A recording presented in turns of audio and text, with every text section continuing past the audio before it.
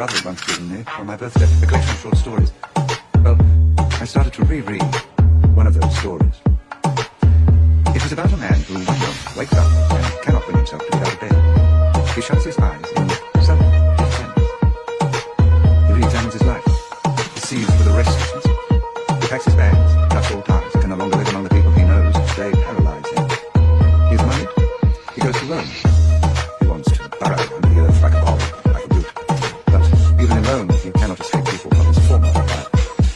So he decides to return to the city